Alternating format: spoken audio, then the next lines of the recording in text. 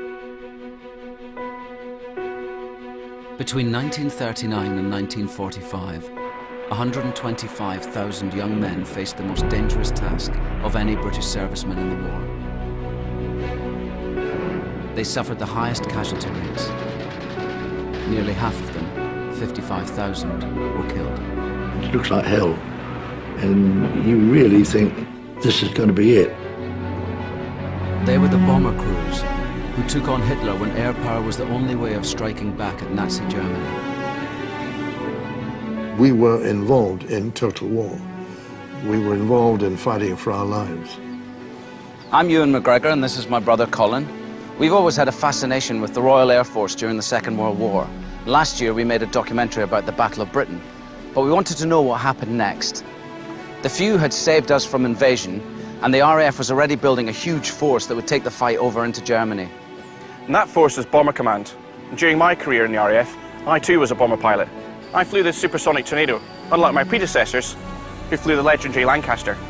And I'm going to get the chance to see if I can fly the last remaining Lancaster in Britain. The pilot was one of a team of 7 who lived, fought, and often died together. I'm going to explore what it was like to be part of this band of brothers in the air. Their story is one of endurance, teamwork, and understated heroism. No, I'd never flown before. Hadn't even driven a motor car before. You'd got a job on, and that's what you just did. You just sat there and did it. But it's also a story that is dogged by controversy. Despite the undoubted heroism, the men of Bomber Command found themselves to be ignored after the war. The massive attacks on Hamburg and Dresden killed thousands of civilians and were judged by many to be unnecessary. There was a war on, and we had to win, because God knows how it would turn out if we hadn't have won.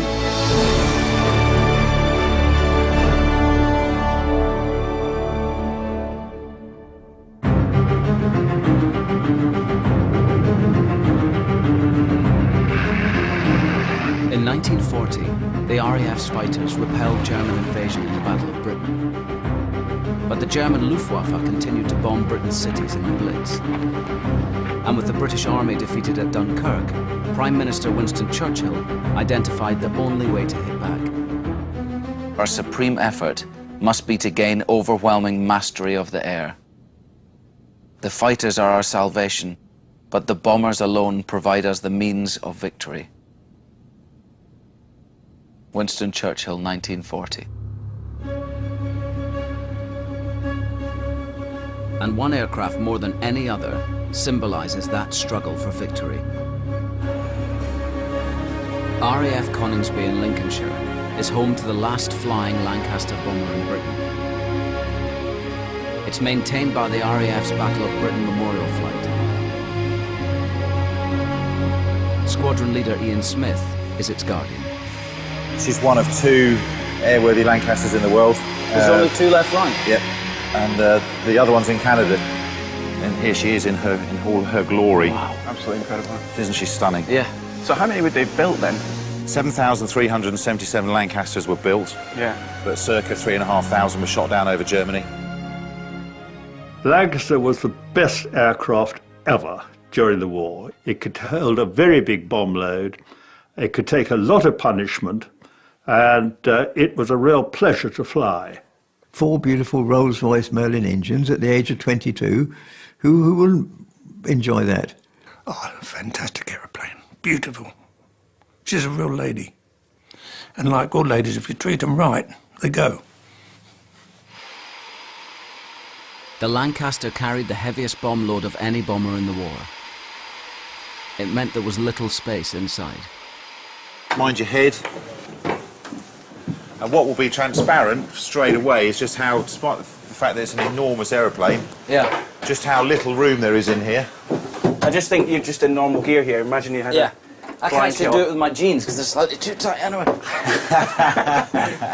Imagine you had an urban flying jacket on. It's all very well doing it in daylight, but if this aeroplane was on fire, spinning out of control in the dark, it'd be a bit of a challenge, wouldn't it? Oh, just a bit.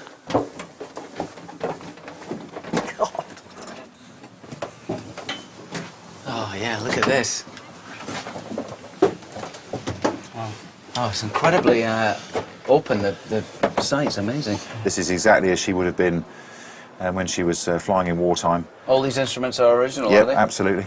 So the pilot, the captain of the aeroplane, would have sat in the left-hand seat in front of you, Ewan, and this is a bulletproof plate here at the back there, which would have protected him to some degree. You've got really good view and all the rest of it, but it does feel very vulnerable, doesn't it? You Yes. do feel really vulnerable up here. I mean, this is literally only 3/8 of an inch perspex, and the side of the walls of the aeroplane is 2 millimetres of aluminium, which won't stop anything. To realise my dream of piloting this precious and iconic aircraft, I need to train first on some other heavy planes from the era.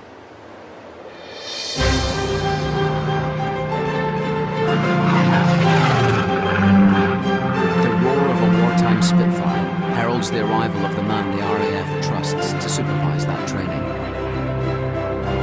This fellow taxiing in his Spitfire now is your instructor, All right. and he's going to take you through the training for you to be able to see what the boys went through to fly the Lancaster. Okay.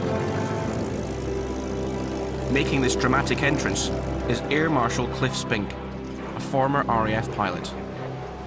He's an expert on Second World War planes and recently taught me to fly the Spitfire. Hello!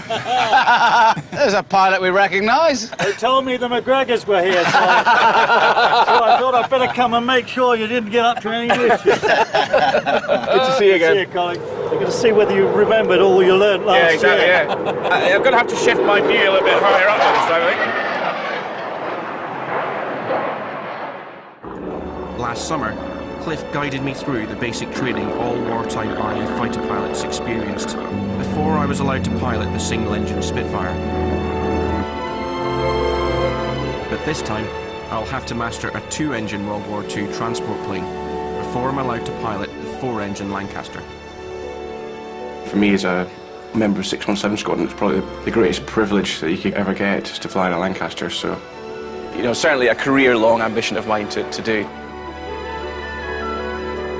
The Lancaster would become the most successful bomber of the war, but it only came into service 2.5 years into the conflict. In the early days of World War II, Bomber Command was ineffective. Its force of just 280 light bombers, flying in daylight, sustained losses of up to 50%. In one disastrous attack on Aalborg in Denmark, all 11 planes were shot down.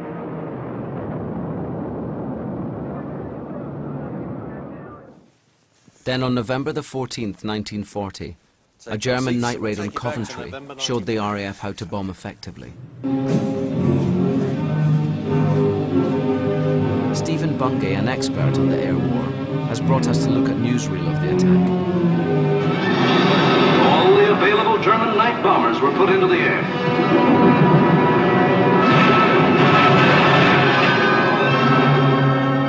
On the night of November 14th, 1 million pounds of bombs were dropped on the city. It was the most devastating raid of the war so far. Coventry was smashed as flat as Warsaw and Rotterdam. 60,000 buildings were destroyed and 568 civilians lost their lives. Coventry was a centre of aircraft manufacture, but instead of targeting just the factories, the Luftwaffe chose to flatten the whole city.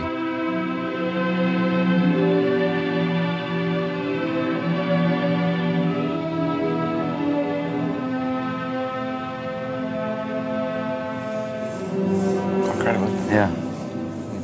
The mass grave and things is something that I've never seen that. I didn't know that went on. What the Germans achieved in Coventry was a concentration of bombing. Yeah. It wasn't just scattering things over quite a wide area. And that's very important for the consequences that the RAF drew from this. They realised that if you had some specialists using specialised equipment, which we didn't have at the time but quickly started to develop, then you could achieve concentration. And concentration had a big impact. Bomber Command now knew what it had to do. If it couldn't hit individual factories, it would destroy everything around them in concentrated raids. This became known as area bombing. The objective was industrial disruption. By destroying infrastructure, simply the means that people use to get to work in the morning, you can produce a dip in industrial production. The targets were the major German industrial cities, like Berlin and Hamburg, and the manufacturing heartland of the Ruhr.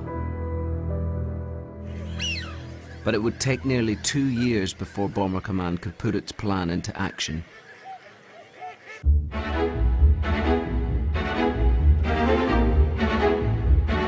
If I'm going to fly the Lancaster by the end of the week, I'll have to start my training. So I've come to White Waltham, a former RAF base, to learn on this wartime Dakota. My supervisor, Cliff, is hooking me up with Kath Burnham. Hi, Kath. She's one of only 2 qualified Dakota instructors in the country. Colin McGregor. He's your new student. Very good. I hope he doesn't let me down. He flew the Tiger Moth and the Harvard and the Spitfire last year. I hate him already. Yeah. Go on.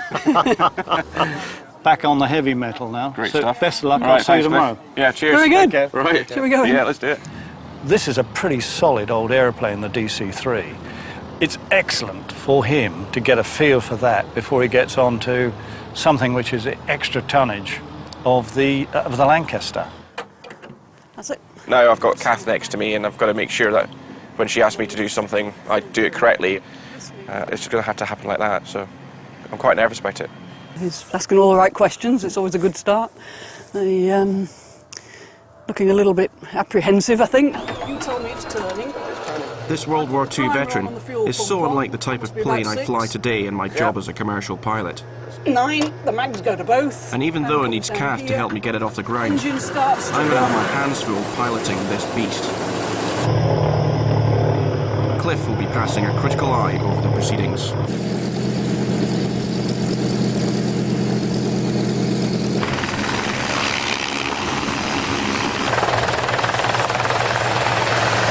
If I shout bird, just put your hand in front of your eyes. This is glass. Smash, yeah. Now, after all the pre-flight checks, it's time for the real test. Takeoff. There's so much to concentrate on. 30. It's so difficult to control this kind of plane on the ground. I'm straining to keep it on a straight track. 82 knots rotate. Oh, yeah.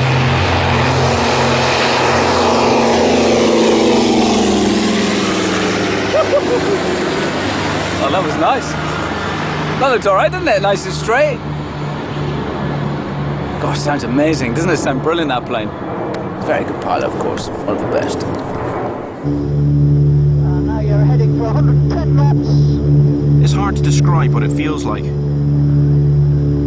It's like driving a vintage bus with manual gears, after being used to a modern sports car.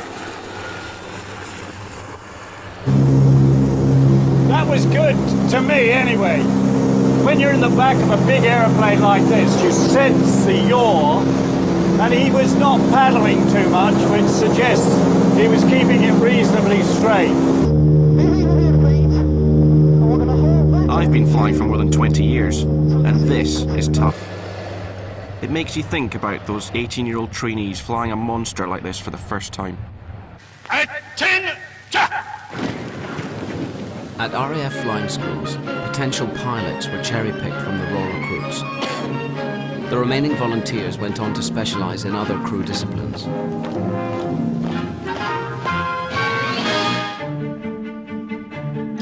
All pilot recruits were then sent abroad to one of the 333 Empire Air Training Schools. They were scattered throughout the British Empire. 18-year-old Desmond Pelly went straight from Charterhouse School to learn to fly in Canada. Canada, of course, happened to be an extremely good place for training because there were no blackout conditions, and you flew in completely peacetime conditions, which was wonderful. Reg Barker was just 19. To be up in the sky on your own in a beautiful aeroplane with the freedom of the sky, fantastic. What a privilege it was. Now, I'd never flown before, hadn't even driven a motor car before.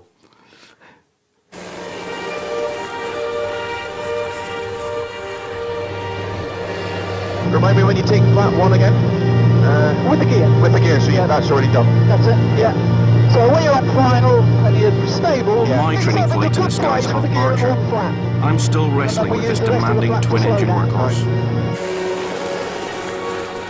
But now I've got the measure of the controls, I'm really enjoying it. This is real physical flying. He's on final approach. They've got the gear down, so as you can see, he's working pretty hard. Get a trim if she's not. Sorry.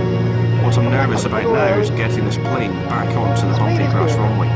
Coming down. The tricky part is stopping it swerving Start and the flare, landing. close the throttles and hold her on. Okay, this is the big moment. Let's see if he does it. Now check forward. Bingo! Take the flap up down. Busy with your feet.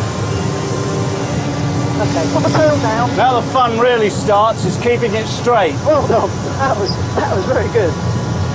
Good man. You're just trying to show me up now.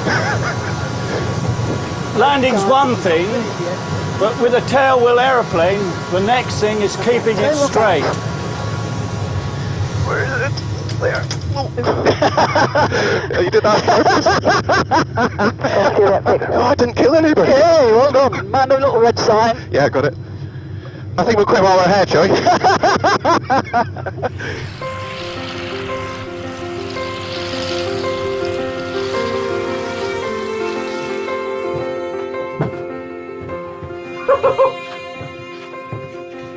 All right, Colin.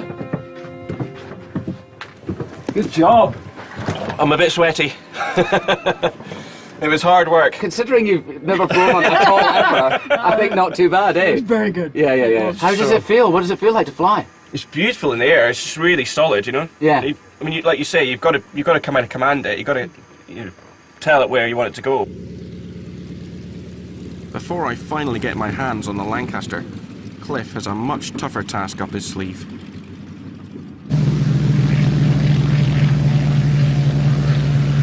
If you went to the cinema in 1941, you'd have believed that the bombing campaign was going very well. Let go the £1,000 last, Mac. Bomber Command had switched to nighttime raids, and the crews were reporting that they were hitting their targets. One's gone. I got a bullseye with the last one. Good man. Take him nuts or a cigar. But Prime Minister Winston Churchill was about to discover the shocking truth. At the National Archives in Kew, I'm meeting archivist Jessica Lutkin, who's going to show me what was really going on in 1941. Yes, yeah, it is Cape Cod, yeah. Right, this is an important document for the history of Bomber Command, and it was written in 1941, and it's an analysis of the success rate of the bombing campaigns that went on over in Germany. It was the first scientific report that was done, so the first time they had statistics. Before that, it was just the crews reporting back and saying whether they'd hit target or not. How did they gather that evidence? How did they get scientific evidence? They used photographs. They used photographs on the undercarriages of the planes that would take pictures of when the bombs were set off. Right. And from those photographs, they could then write a report. I want to make a sort of snooker joke, but I can't think of one. For those of you watching in black and white, the pink is next to the blue. Okay. Right, so let me turn to our report for you. So there you are. An examination of night photographs taken during night bombing in June and July points to the following conclusions. Of the aircraft recorded as attacking their target, only 1 in 3 got within 5 miles. And over Germany as a whole, the proportion was only 1 in 4. And over the Ruhr, it was only 1 in 10. Yes. Does that mean that only 1 in 10 got over the target? Or the bombs dropped, hit the target? Only 1 in 10 actually reached the target. So what would the reaction have been when this report was read by the top brass, and what was the reaction to it? It was shock. It was simple shock. They couldn't believe just how bad things were. Wow. Surprising to see how ineffective the bombing campaign was early on, and clearly to Churchill and to the powers that be at the time that it was so ineffective. And it'll be interesting to see how they put that right, what they put in place to try and improve matters. For Churchill, the answer was simple. Bomber Command needed a complete overhaul, and he started at the top. In February 1942, Arthur Harris was appointed its new Commander-in-Chief. We're meeting author Patrick Bishop to find out more about Harris. It's one name who keeps cropping up during our journey through this research is Bomber Harris. Well, Bomber Harris was the name that the general public knew him by, but among his peers, he was Bert Harris, and to his men, he was Butch. He had a bristly little moustache that gave him this air of porcine belligerence, and you crossed him at your peril. But what he did have was enormous drive and enormous energy and enormous confidence, and he brought all those qualities to Bomber Command. He arrived at a good time. These big 4-engine bombers were just arriving at the squadrons, and he turned these heavy bombers into weapons of mass destruction. I mean, you can date from his arrival the time when things start getting very unpleasant for the Germans. Was he liked, do you think, by the crews? I think he was respected enormously, and they, I think, understood what it was that he was doing. And the fact that their lives were being put on the line, I think they understood that that's what had to be done. And I mean, hard men are needed in wartime, and he was certainly that. Harris had an unflinching belief that bombing alone could win the war, and he didn't mince his words. The Nazis entered this war under the rather childish delusion that they were going to bomb everybody else, and nobody was going to bomb them. At Rotterdam, London, Warsaw, and 100 other places, they put that rather naive theory into operation. They have sowed the wind, and now they are going to reap the whirlwind. That whirlwind had 4 engines, and it was called the Lancaster. With a top speed of nearly 300 miles an hour, it was faster than any of its predecessors. And here's the bomb rack. It also carried the biggest bomb load of any aircraft in the war. It's 33 feet long. When it's released its load, another 2 or 3 acres of Germany will never be the same again. Harris now had the weapon he needed. He placed it at the center of his plans to build a huge force that he believed could break the Germans by area bombing alone. He dreamed of assembling 1,000 bombers for a single raid. So he doggedly pursued the Air Ministry to build more planes. The drive to get the new heavy bombers out of the factory demanded a huge workforce. I'm meeting Susan Jones, who as a teenager worked as a riveter on the new state-of-the-art Lancaster. So, Sue, this is the first time you've seen your plane for a little while, isn't it? It's so emotional. You know, I could just cry now just looking at her. Yeah. She's absolutely brilliant. Yeah. How long did you build these planes for? How long? 5 years. From what age? 16. 16. Regular nights. 7 at night till 7 in the morning. For 5 years? 5 years. Happiest days of my Yeah. life. Oh, they were brilliant. These 4-engine bombers were affectionately known as 10,000 rivets flying in close formation. You hold on to the right, rivets. go on. Yeah. And then I'll Go hold on. on to the back, and then when I call rivet, just give it a couple of seconds on the gun. Just a touch. Yeah. Rivet. Right. There we go. That's one done. Oh, that's it? Yeah. That's it. Okay, let's have another go. Oh, you'll have to be quicker than that. Rivet. There we go. Let me see. That's a good rivet, though, no? Yeah, it's not bad. Can you get that underneath there? Yep. Oh, sorry, I didn't wait for your command. Oh, that one will have to get the drill definitely to not hold back pass out. inspection. Sorry. I think you should have a go. It's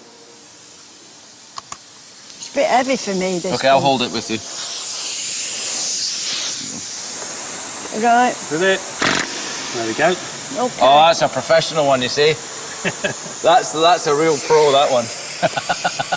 Think I'll get a job here?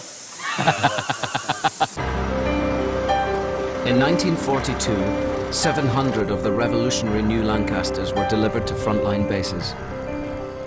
The Lancaster was something else. It was a real war machine. It looked the part. It's still, to me, a powerful machine. I'm very proud, you know. I was associated with it. Whatever manoeuvre you wanted it to do, it did. It did. It did. Brilliant.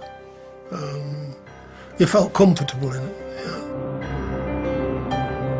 It could take a lot of punishment. It could fly on two engines on one side quite easily. In fact, I do know one chap who brought a Lancaster all the way back from Germany on one engine. To fly the new bombers, trainees were pouring out of the flying schools. And it wasn't just the pilots. Each Lancaster needed 6 more crew members. 2 gunners, the flight engineer, the navigator, the bomb aimer, and the wireless operator. Bomber Command was also a multinational force. 1 in 4 of its recruits came from overseas. All were volunteers. In the wartime hangar, wireless operator John DeHoop recalls the reasons he joined up when he was just 18. 1, you got more money. 2, you got sheets with your blankets, which I thought was, say, civilized. Yeah. 3, you were given a pair of shoes and a pair of boots rather than 2 pair of boots. I hated wearing boots. And 4thly, because once you'd got your wing, using a colloquial term of the time, it pulled in the birds. The process of turning the individuals into a team was known as crewing up. This wasn't the usual hierarchical military process. It was rather more democratic.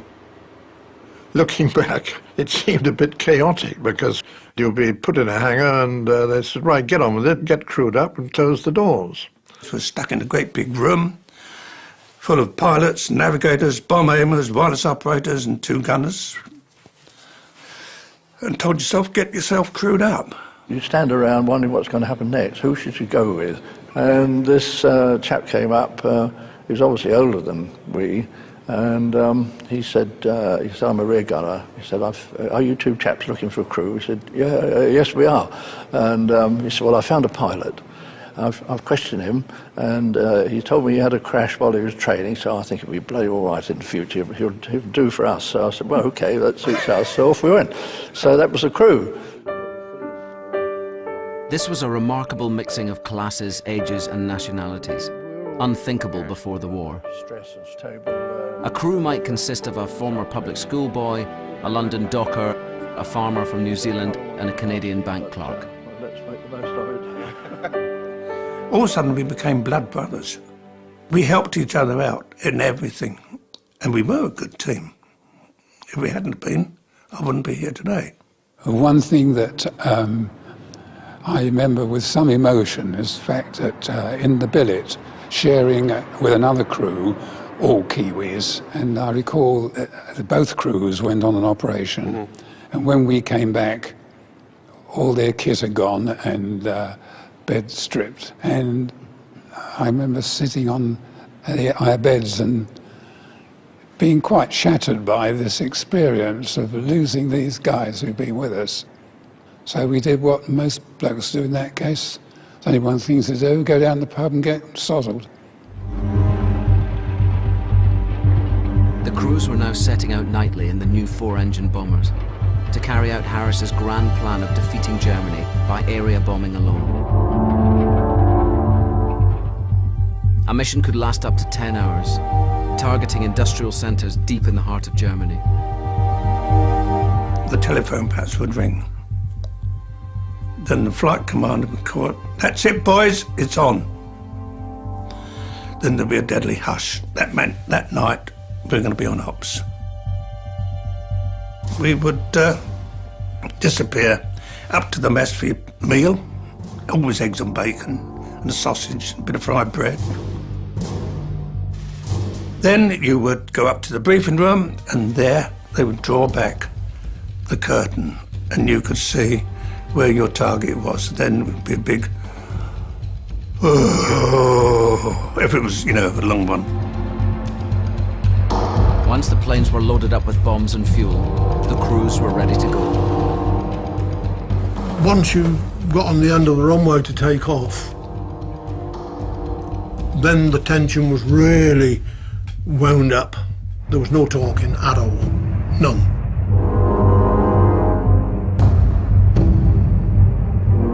You waited for a green Aldis lamp and you took off and saw them waving to you to take off. Used to think, you know, am I going to be back here in a few hours' time?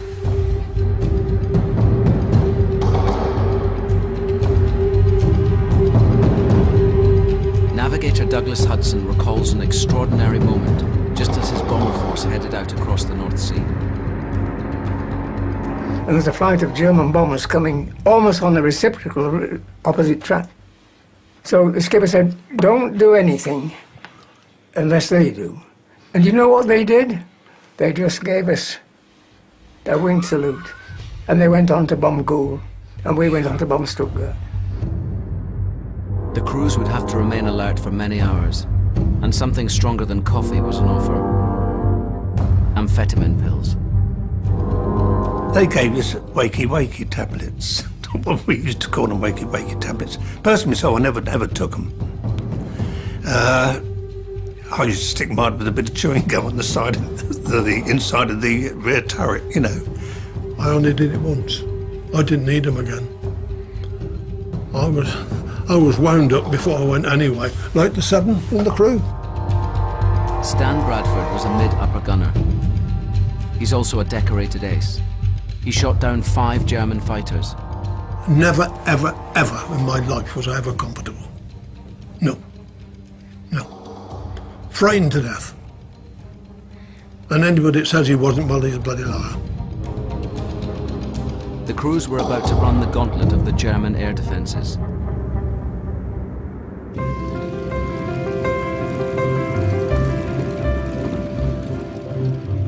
Back at White Waltham, I'm ready for the next stage of my training on another Dakota. It brings me one step closer to flying the Lancaster.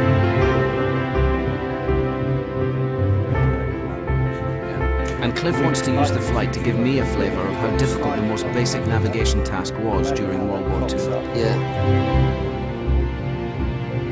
I've plotted the course, and I need Colin to fly at a set speed to get to the destination on time. So what sort of speed do I need to fly? At 120. 120 what? 120 knots. Knots? Knots. Oh, this is miles per hour. It is. Is it? Yeah. Well, we've worked it all out in nautical miles. I'm not looking at it. It's in miles an hour. What's the speed dials in this one? Miles an hour. That's what I thought. Can you manage that conversion? I don't know how to convert it. What is the conversion? You know what to... Oh, come on, basics. What are the basic going? How do you convert it from knots to miles then? Well, I'll just have to fly 138 miles per hour, and that'll equal 120 knots. Is that right? Yeah. Okay, good on you. No one told me about the nautical miles. Thankfully, World War II navigators were better informed. It's properly exciting to be here. I'm a bit nervous about the navigation, but we'll just have to see how that goes. But it is unbelievably exciting to be in this airplane.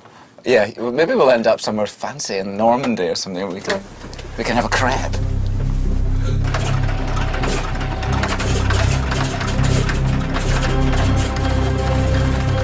Modern planes have GPS, radar, and air traffic control. But all trainee navigators had was a map, a compass, and a watch.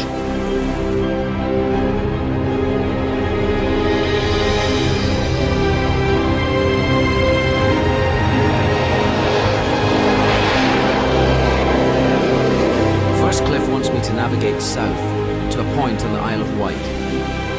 This is exactly the kind of training trip a new crew would have undertaken.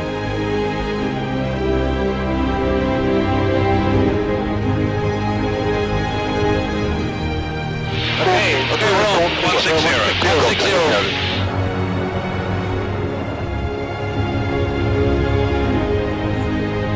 What I need to do now is to use landmarks along the way to make sure I'm on course and on time.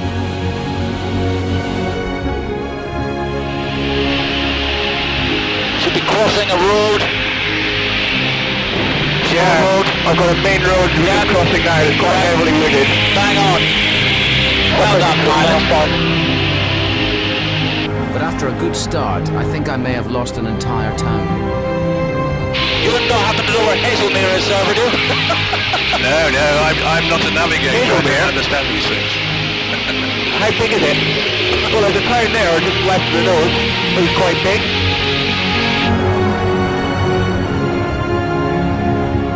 We have 3 minutes to target. 3 minutes. Great. A little bit over to the right, Colin. 2 degrees. Good man. You've got it. You've got it. That's a cunning little... the target's on the just a few degrees to the right there, Colin. That building on the building, is it? Just here. Look at me, Ewan, you found it. Yeah. Yeah. They're going to smack over the top. Well done, mate. Okay, that's us over there now. Target now. Yeah. We've reached the first destination. Not bad for a beginner. When we were flying the Lancaster, my Canadian navigator was able to produce a fix every 6 minutes throughout the flight, which I think was a tremendous achievement of concentration in order that we would arrive at our target dead on the time that we'd been instructed to arrive. Look at that, dead on, 090. Very nice pilot, carry on.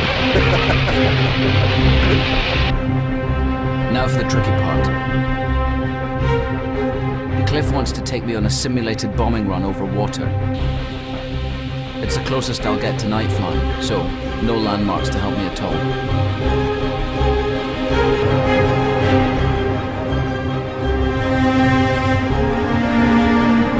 Target just on the left there, Captain. So it's actually the lighthouse, is it?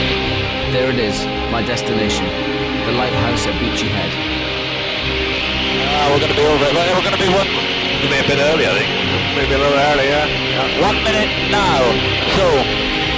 We've got to the target a minute early. 60 seconds that mark the difference between success and failure. In a night bombing run, we would have dropped our bombs into the darkness. It's over the top now. On our raid to Berlin, we would have overshot by a disastrous 20 miles. But navigating at night wasn't the only problem the bomber crews faced. As they crossed the North Sea, they were picked up by German radar. The closer they got to their destination, the more intense the searchlights and the flak from the anti-aircraft guns. We were caught in searchlight and they had us for 35 minutes. Now, you could guarantee, basically, that if you were caught in searchlights, you could say, "Good night, nurse," that was your lot. But fortunately for us, we came to it. The Germans had the ideal anti-aircraft weapon in the 88mm gun. Thousands were diverted from the Russian front to stop the RAF getting through. You can view the target on flames and surrounded by millions of shell bursts. It looks like hell. And you really think that this is going to be it. To overwhelm the enemy's defences, the bombers travelled through the target area in a tightly packed bomber stream. It meant there was always the danger of mid-air collision. Another Lancaster came out from our starboard side and stuck his wingtip straight into us, just under the mid-upper turret. There was crudely a bloody big bang. Even though the tail of the aircraft was close to breaking away, Dave refused to abandon his position. The skipper said to me, "Well, David, you can bail out if you wish." We could still been attacked by enemy aircraft. My turret was still operational. So why should I jump out? What, leave my mates?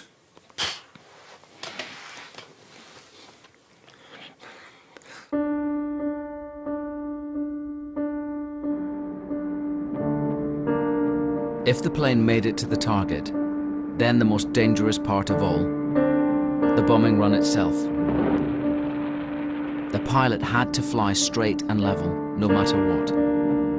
You take bombs away, And you can also look into the bomb bay from the bomb aimer's position to make sure they've all gone. And if they have, close the bomb doors and then they get out of the pilot gets out of the trouble. Then the aircraft lifted, having got rid of the weight, and we were all very relieved, shut the bomb doors, and away we went for home.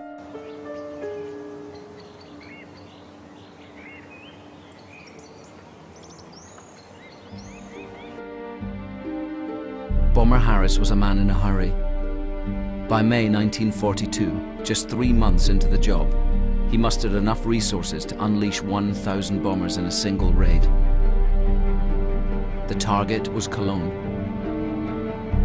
The first wave was so successful that by the time the second wave took off, they didn't need their navigators. Before we crossed the English coast, the skipper said to the navigator, "I think I can see a red glow in the sky. It's a long, long way away." The navigator replied, "That's Cologne. You don't need me anymore, just head for it." We could actually see Cologne burning from England. Looking out, it was just a small red glow on the horizon. When we got there, the whole place was a sea of fire, and we dropped our bombs into the middle of it. It was a piece of cake, really. The raid destroyed 2,500 industrial buildings. It killed 469 civilians and bombed more than 40,000 out of their homes. It shook the Nazi high command so much that Cologne survivors were ordered to remain silent about the devastation on pain of death. For Harris, it was confirmation that his master plan would work. There are a lot of people who say that bombing can never win a war. Well, my answer to that is that it has never been tried yet, and we shall see. Soon the Ruhr, Essen, Berlin, and countless other cities were the targets of area bombing, being hit night after night. The bomber crews were now undertaking large-scale raids into the heart of Germany. They were often flying twice a week to targets up to 6 hours away. And with the US entry into the war in January 1942, Bomber Command now had a formidable ally. In the summer, the US began to bomb by day. It meant the Allies could hit German war industry around the clock.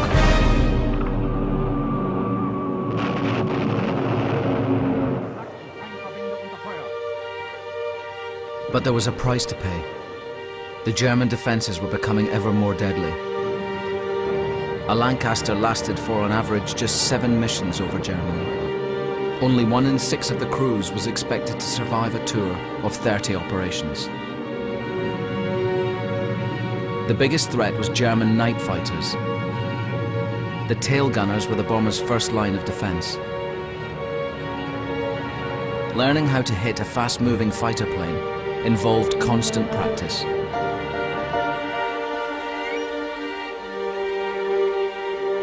"87-year-old Dave Fellows wants to show Colin and I how he did it." So you did use clay pigeon shoot, these clays as practice, didn't you? We did a lot, right from the very elementary gunnery school, because it was the best way of teaching deflection and also your line of sight. Gunners were given a regular allocation of clays so that they continued to practice.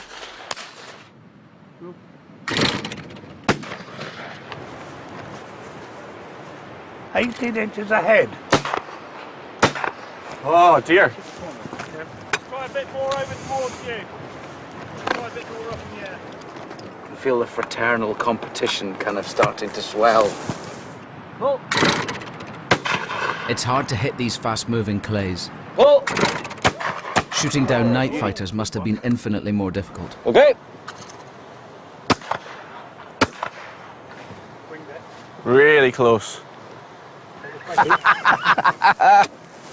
From going through the training to actually flying in the rear turret there for a real mission must have been a big I difference. had eyes sticking out like organ stops, Did you? looking for an aeroplane. Yeah. There was an enemy one. Yeah. I Oh, he's right in there, He's isn't he? right quick, isn't he? Huh? Oh, you got a bit off the side of that one? Yep. We winged it. You winged it. You definitely winged the last one there. Having trained with a shotgun, Dave then had to master the .303 caliber machine gun. Armourer David Main wants to show us how effective they were. Ready? Okay. Okay. I'm shooting at metal plate the same thickness as the armour on a German night fighter. Okay, Ewan, in your own time, go on.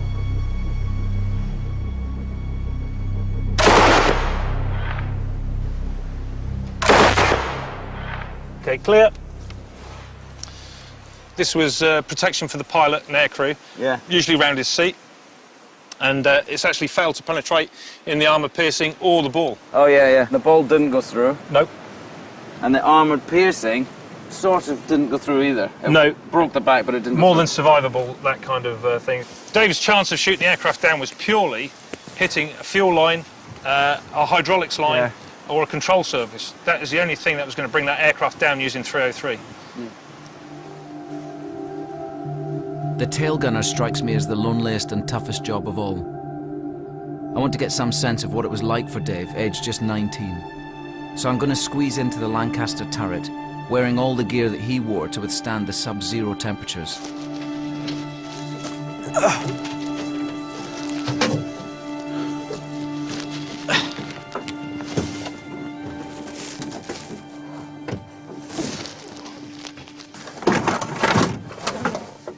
That was shut behind me.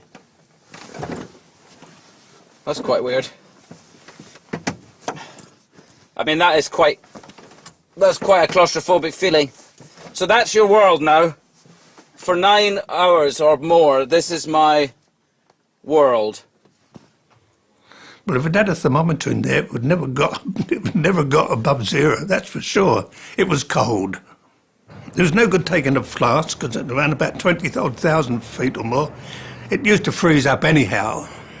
They gave you a bar of chocolate, but that froze so hard you couldn't even chew it. You couldn't stand, couldn't do it. All you could do was move like this. That's all you could do. It's difficult enough getting in, but getting out in a hurry was another thing altogether. So if I had to bail out of this, my parachute's out there. Okay, I would have to turn the turret into this position so the doors were there. I'd have to open the doors like this. This one gets a bit stuck.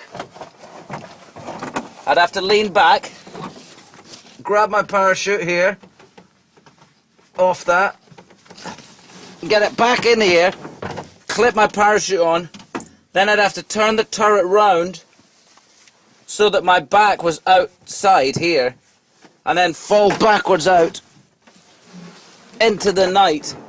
And if the plane was on fire, or if the plane was in a spin, which it often was, it would be, I mean, almost impossible, I think. Which is why so many of the poor rear gunners didn't make it. You know, they didn't get out. I knew where my parachute was. If the skipper gave the orders to bail out, I knew exactly what to do. We had an attitude in our aircraft, in our crew, if the airplane stays up there, we stay with the aeroplane. Simple as that. From my mother's sleep I fell into the state, and I hunched in its belly till my wet fur froze. 6 miles from Earth, loosed from its dream of life, I woke to black flak and the nightmare fighters. And when I died, they washed me out of the turret with a hose.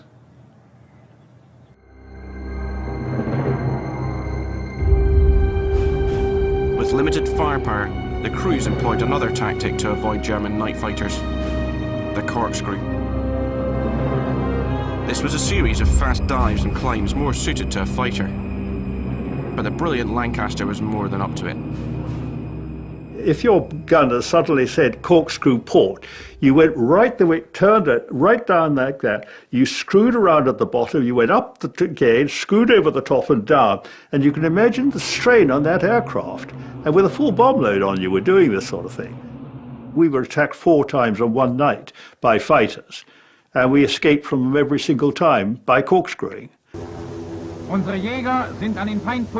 the corkscrew was only useful if you could see the enemy coming. In 1943, crews reported seeing other planes blow up in mid-air for no apparent reason. The Luftwaffe had developed a new deadly secret weapon, known rather bizarrely as jazz music, Schräge Musik. German night fighter pilots realized that the bombers had a blind spot, namely underneath.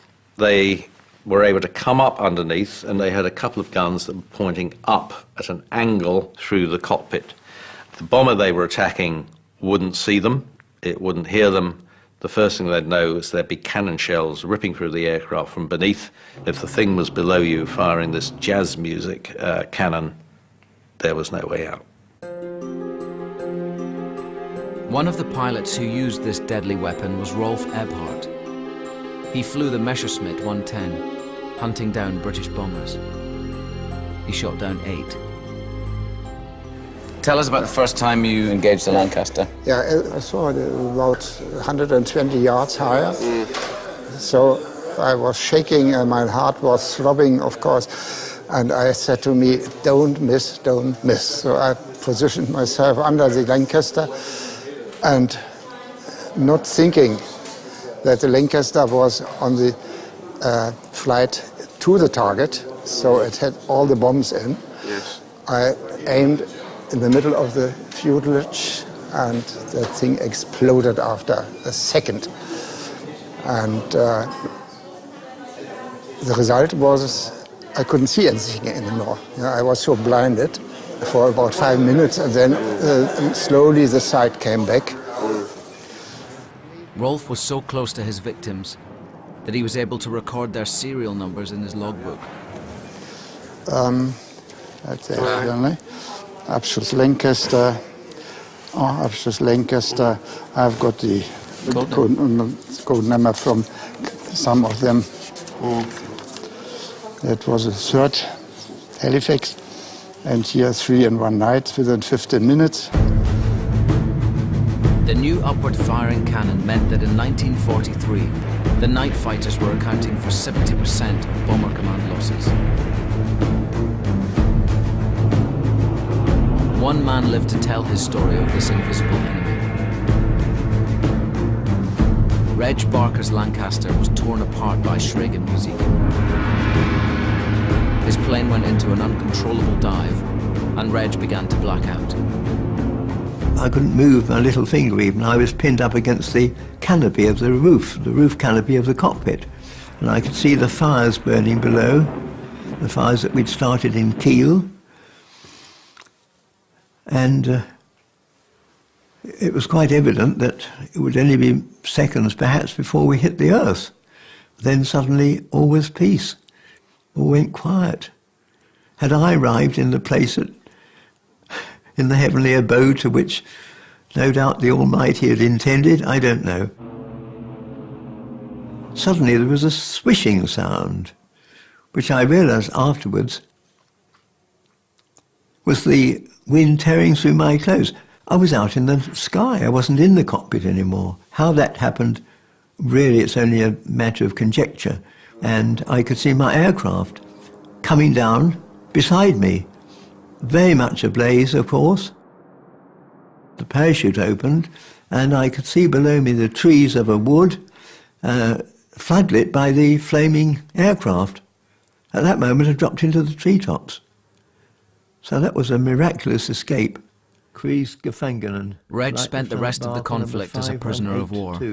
So these are my identity tags, dog tags as we call them. One was my RAF officer's tag, and the other one is the one issued to me by the Germans when I became a guest of the Nazis.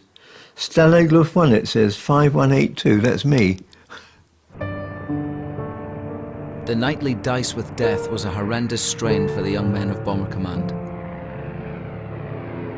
Gunner Stan Bradford recalls a crew member who cracked up on a mission. During one trip, we had a problem with our engineer. To this day, Stan won't reveal his name. There was no Ginger. I'm not letting his name up. Ginger. He was ginger-haired. And Ginger, he wasn't available. He was hiding behind the pilot's seat. He was just took away. We never saw him again. Your documents would be stamped LMF, lack of moral fibre. And that put you in a terrible situation afterwards if anybody was asked to see his documents, service documents.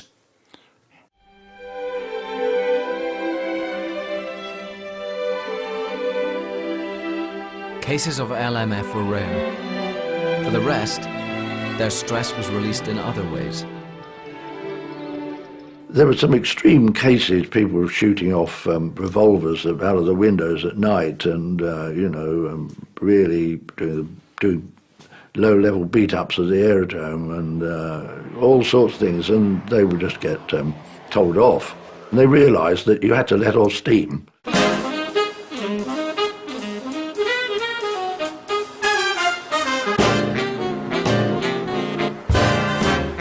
Across the east of England, hundreds of bomber bases were bursting with thousands of young men, desperate to get away from the war for a few short hours.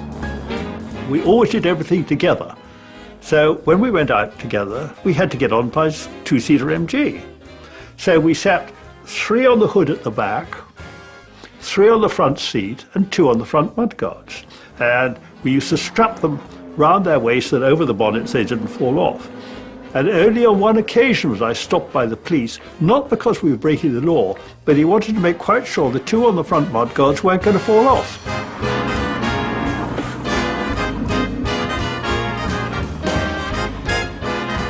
Ewan and I have come to the Bluebell in Lincolnshire, a favourite haunt of the bomber boys. Here the crews would drink the pub dry.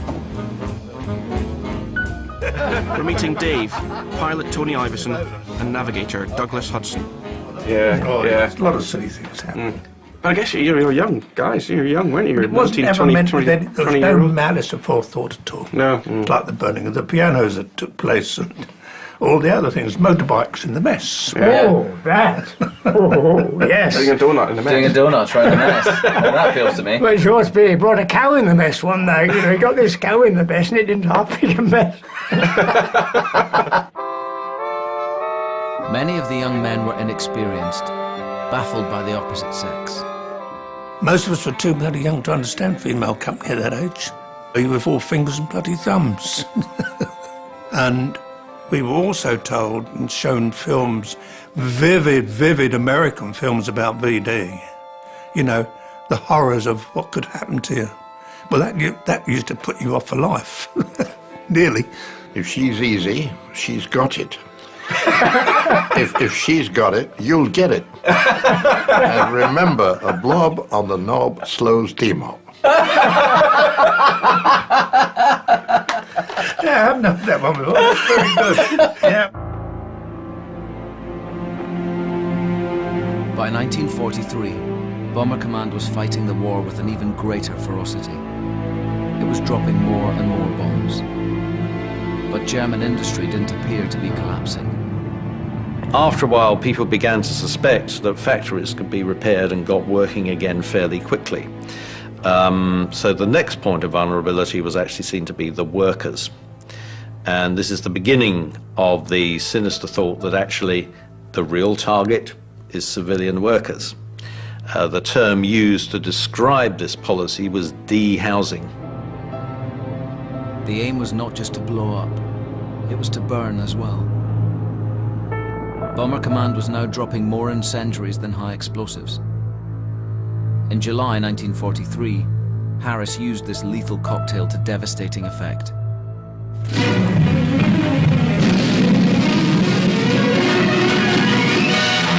Hamburg, second largest city of the Reich, is being liquidated in a series of record attacks by the RAF. The main attack started on Saturday, the 24th of July, and for nights afterwards, hundreds of our 4-engine bombers kept it up, hot and strong. We're traveling to Hamburg to find out more about the impact of the raid. A number of factors made this attack so shattering.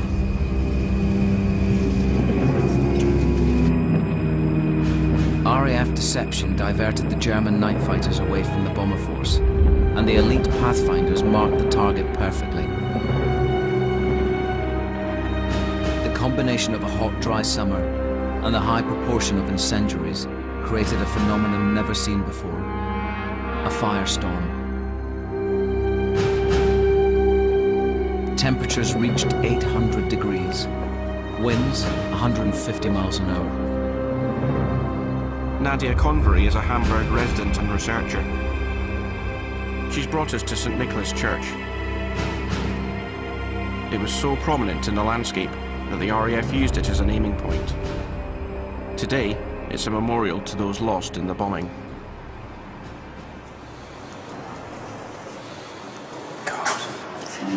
That's unbelievable, isn't it, the destruction? The blockbuster bombs, they were dropped first to sort of lift the roofs of the houses, and then they would drop the incendiary bombs into houses where there was a lot of wood inside. They would just go up in flames, and the streets were quite narrow, so it was easy for the fire to spread. Mm-hmm. And that was the aim, to that set was the fire aim, to... and apparently the British researched into how flammable German cities were. In one area, 96% of the houses were completely gone, destroyed. Bloody hell. The Nazis feared 6 more raids like it would finish the war. 42,000 men, women and children were killed. Quite an eye-opener, really, when you see those pictures and you see the endless empty shells of buildings and the tons and tons of rubble. I just keep thinking about families and children and trying to get, you know, as a parent, trying to get your kids out of that hell hole must have been beyond awful, you know.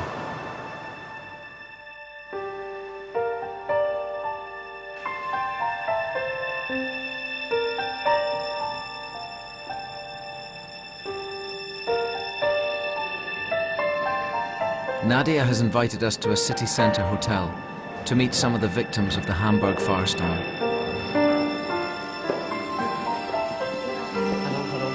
Hans Werner Prell was 13 at the time. Hello, Colin. Helga Hunter was 16. Very nice to meet you. Hello. The story of this suitcase is a special one, actually. In this suitcase were important documents, a bit of, jewellery. That's all that remained. It's the only thing he saved. He was clutching it through the firestorm. Und dann haben wir einen fürchterlichen, es war ein Orkan. They could hardly move because of the force of the winds, and so he's described it quite powerfully. He said there was this red wall coming towards him, and then they'd get pushed over, then he'd have to get up again and try and sort of battle against that force. So that's quite a powerful image. He says that just as you're sitting next to me, people would go up in flames next to him. It's unimaginable. It's just what he saw. It's just. I was 16 at that time, that night. Can I speak German? Of course, yes. Ja.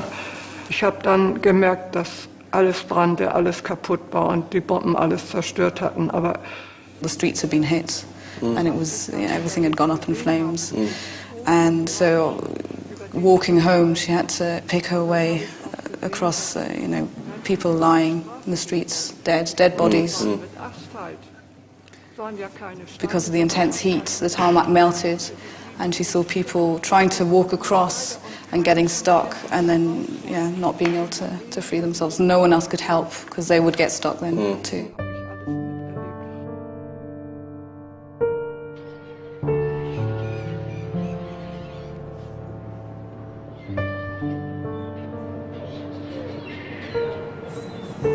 I think when you read about the area bombing campaign and how that was described by senior officers and what have you, there's ways that you can phrase it to sound like it's not the indiscriminate bombing of civilians. You can justify it in words by saying that it's a legitimate tactic to damage the industrial might of the country you're fighting against. I don't know if you can ever justify one way or the other. You know, you can't say, you know, there's a statistic, there was 42,000 civilians killed here in a week in Hamburg, in one raid. You can't ever kind of justify that. You can't ever justify the killing of innocent people. You can't justify the killing of 6 million Jews and homosexuals in concentration camps either, extermination camps. But it's not really about that, I suppose. It's just trying to understand it. What it took to ultimately defeat that evil. Yeah, Nazism, yeah. And 70 years ago, things were very different. The war was far from won. Bomber Harris felt that more raids like Hamburg would bring victory by the spring. We propose to entirely emasculate every enemy center of war production if necessary. We are well on the way now to that end. The shadow of raids like Hamburg has influenced the way we fought wars ever since.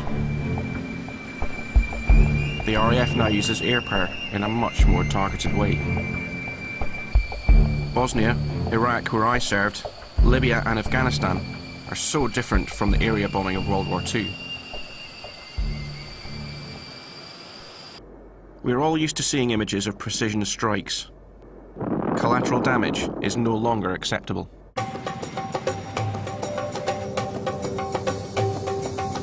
My old squadron, the Dambusters, was at the forefront of developing this new tactical approach to air power. It's currently on active service in Afghanistan. I want to see for myself how the modern RAF copes with the conflicting demands of using air power and avoiding civilian casualties.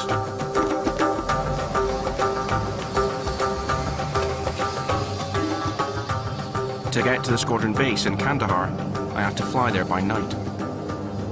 This is to avoid a Taliban attack on our plane.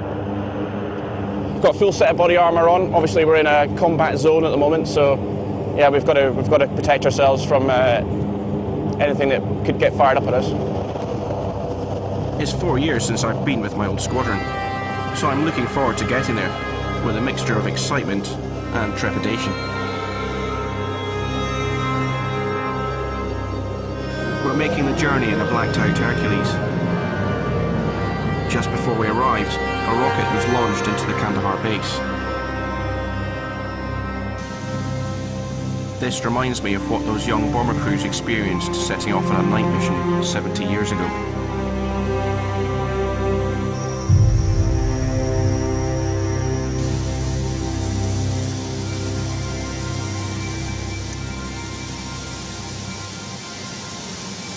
In World War II, 1,000 bombers would set out on a mission. Today, the RAF is using a detachment of just 8 supersonic tornadoes to achieve its aims. My experiences from Iraq are they're pretty similar to this operation, really. It's a similar sort of size, but still nothing on the scale of World War II. I mean, you're talking over 100,000 people flying, in World War II. The coalition is in the process of handing over power to the Afghan government. The highly political situation could hardly be more sensitive, and the last thing they can afford is to inflict any civilian casualties. But fortunately, modern planes are much more flexible than the Lancaster of 70 years ago. They can perform a variety of roles that range from attacking the enemy to identifying improvised explosive devices hidden in the ground.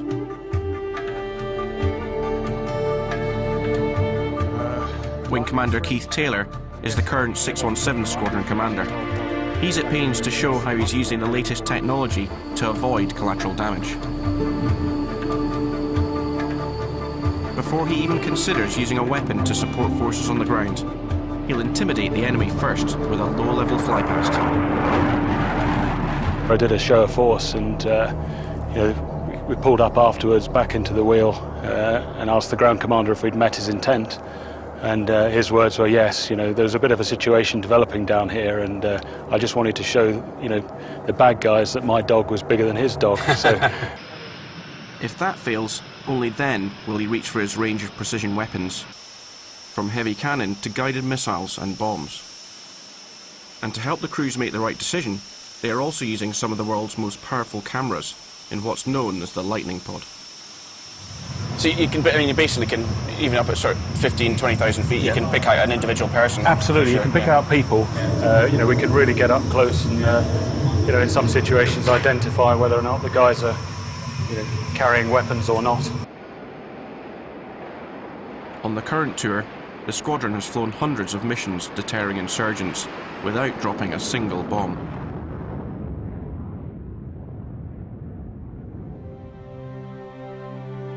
All this makes you realise what a blunt but effective instrument Bomber Command was for the first years of the war. But in 1944, Churchill wanted to use the bombers differently. He felt they were now capable of a much more precise role. In the build-up to D-Day, he wanted Harris to move from bombing German cities to hitting specific communication and transport targets. Bomber Command had made huge advances in the last 2 years of total war. It had become the most destructive force in history. But it was now more than capable of carrying out this new task of precision bombing. The switch to new methods, it was now safer to fly in daylight, so some of the raids took place in daylight, was not welcome to Harris. He still stuck to his doctrine that the way to win the war was to flatten as many German cities as possible. So he put up quite a strong rearguard action as only he could against a move that everyone else seemed to think was the right one. Bomber Command had been a very blunt instrument indeed. At this stage in the war, it's now becoming a surgical instrument, something that is capable of carrying out applied violence in a very precise way. My old squadron, the Dambusters, was pivotal in developing these new tactics. They were formed in 1943 to attack the dams of the Ruhr Valley, using inventor Barnes Wallace's revolutionary bouncing bomb.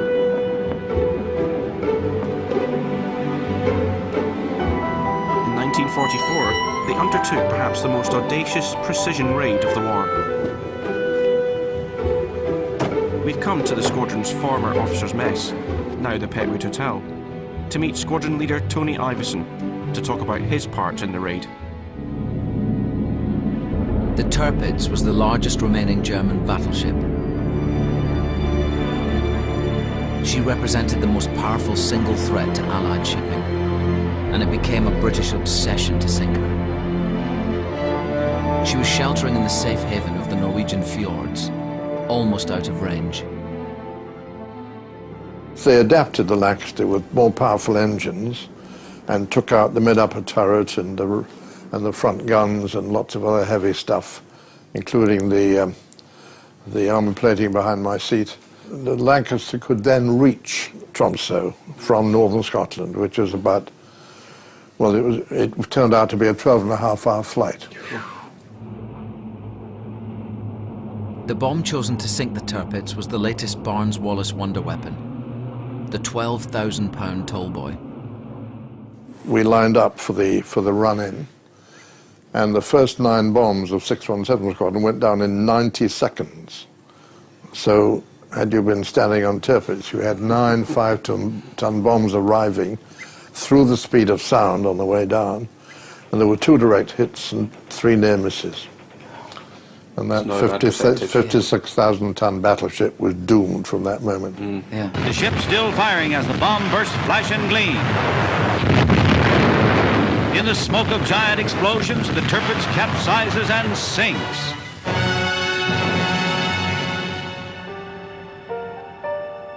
It was an astonishing demonstration of how far Bomber Command had come. And it had been achieved with the mighty Lancaster. Today is my chance to fly it.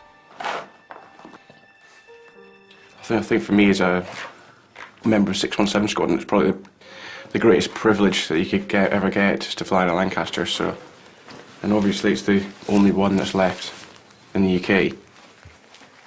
But the fact that I'm going to be able to do it with Ewan on board as well is really incredible, that both of us are going to be able to experience this at the same time, and that's what it was all about. It was about being a crew, and it was about that that band of brothers kind of feeling. So, you know, to do it with the person that you feel the closest to is really quite something. It's as iconic, the Lancaster, as the Spitfire was. The Spitfires were fighting one against one in the air against the enemy, and in the Lancaster, you know, it's much more complicated than that.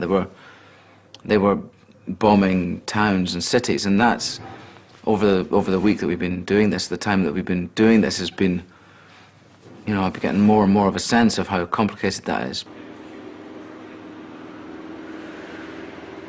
The last flying Lancaster is so precious that the Battle of Britain Memorial Flight will only take her up in ideal conditions.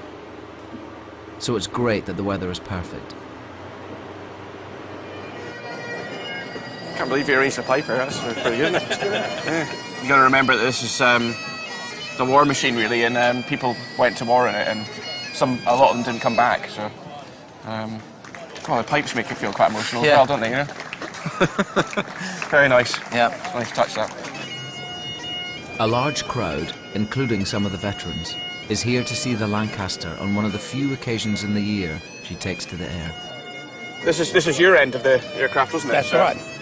Then when we got the word to go, up the ladder, and then I used to turn to the left, back it and slide myself into there. Check the rotation of the turret once the engines have started. Yeah. Just check everything through. Anyone who says he is not afraid is not a human being. Yes. And the worst period I felt was before a flight. Yeah.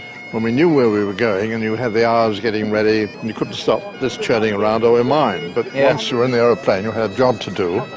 Well, it was a different situation. And she was a beautiful aeroplane, and as you as a pilot will understand how thrilling it is to handle such a big machine on takeoff and feel her ready just to... Yes, flying was still, even in those days, exciting. Yeah. Did you shake hands before you got on with each other, or not? Was there none of that sort of sense, you know? No, the crew would piss on that wheel. But we would do that, but there's just too many people standing around watching. Otherwise, we would do that very thing. Thank you very much, though. Brilliant. Yeah. Okay. Cheers. Enjoy that trip. Yeah. Thank you very much. Thank you very much. Thank you. You enjoy that trip. Yeah. I'm sure you will. Thank you. Turn the green out.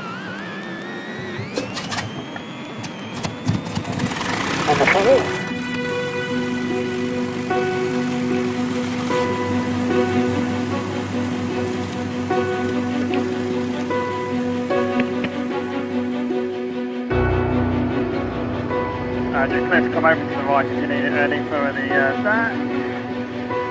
Clear over to the right, we've got DC out on the right.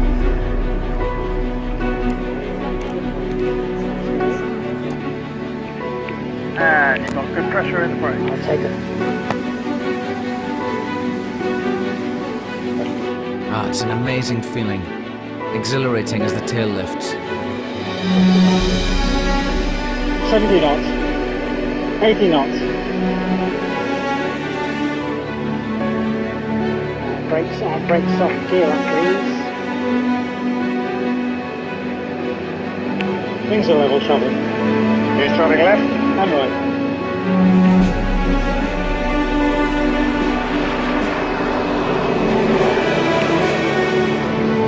Should we take my step late and turn to the right?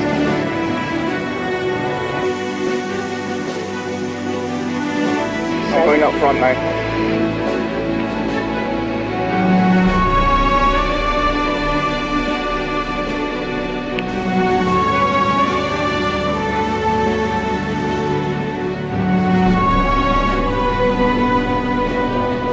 And then it's the moment I've been waiting for. I'm handed the controls.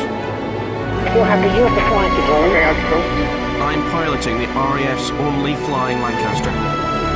So we're just coming up this left-hand side, is that what you want? Yeah, I think so.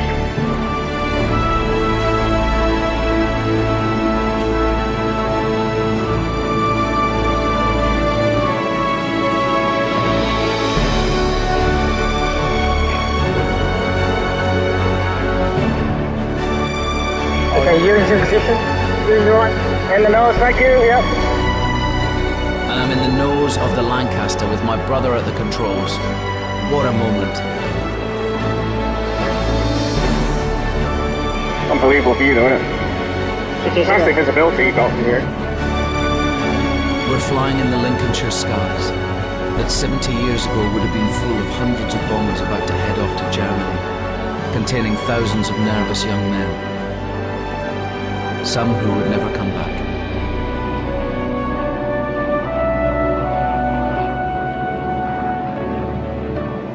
Then all too soon, I have to hand back the controls. You have control?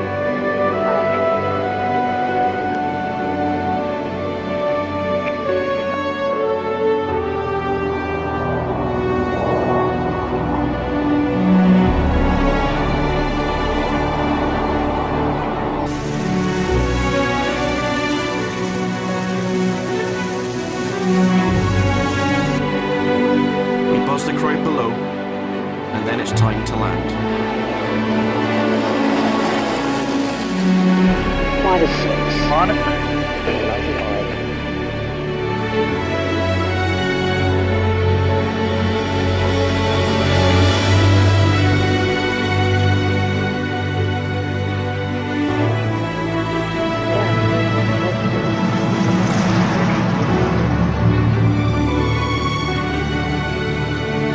The last flying Lancaster in Britain, one of the 7,000 or so that flew 156,000 sorties, is safely back on the ground.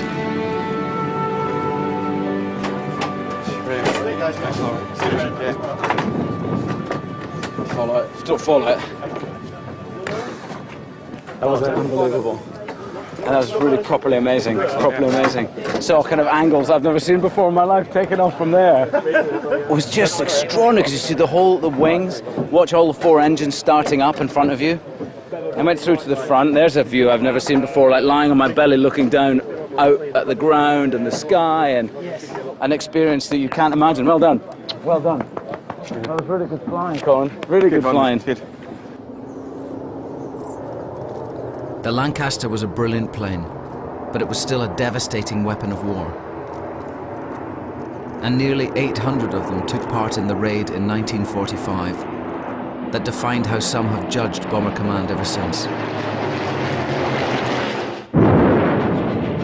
The D-Day invasion had led to a combined push by land and air forces from the west. The Russians too were pressing from the east. Stalin called on the Western Allies to help clear the way for the Red Army. So Winston Churchill agreed to the last great bomber offensive of the war, the one that everyone remembers. The irony is that when Bomber Command was finally able to do what it had always been trying to do it, had lost a lot of its sense. But Harris, being Harris, he carried on. And one can say that with Dresden, it turned out to be a city too far. In February 1945, the Allies unleashed Operation Thunderclap on the city of Dresden. Dresden, the capital of Saxony, becomes a fantasy of the destructive pyrotechnics of the air war. The city was a railway hub through which German troops traveled to the Eastern Front, but it was also packed with 1 million refugees escaping the Russian onslaught.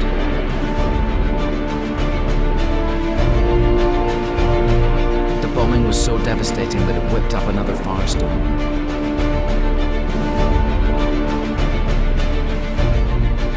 It killed 25,000 people.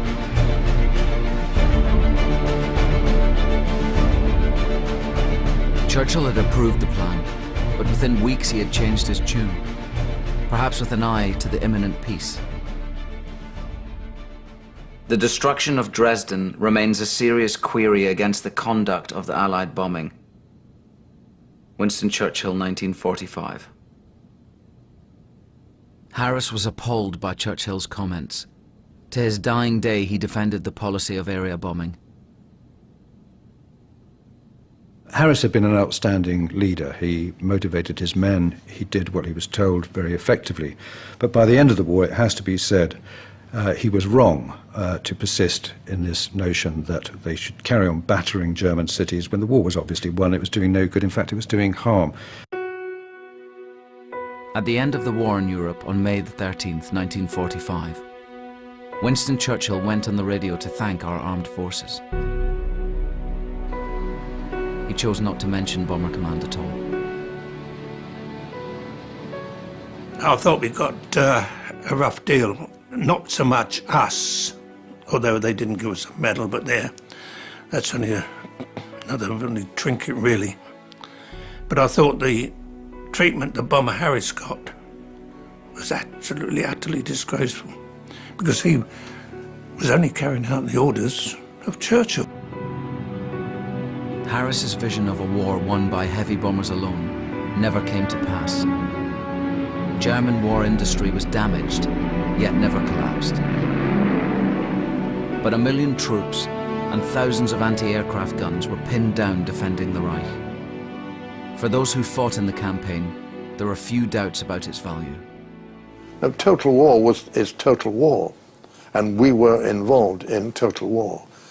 We were involved in fighting for our lives, and Bomber Command was the only force that could take the war to Germany for 4 long years. They started it.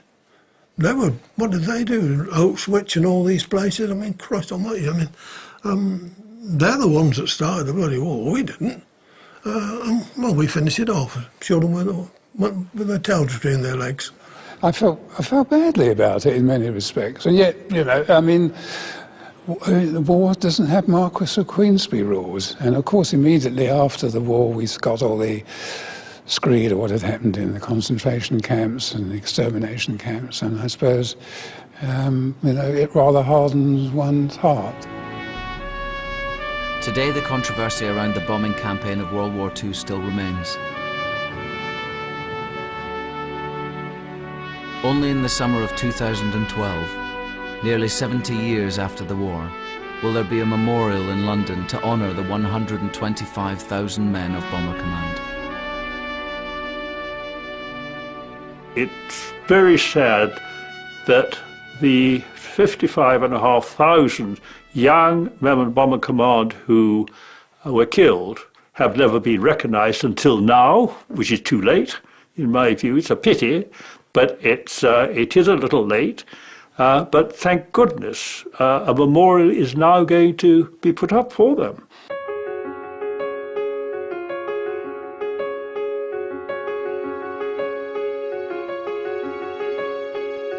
I knew when we started this project that it was going to be a really difficult journey in places, and it has been difficult.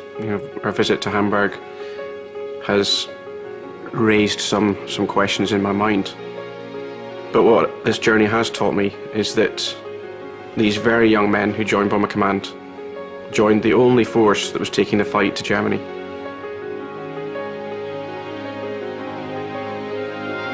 What has struck me is how young they were, and what a terrible price they paid.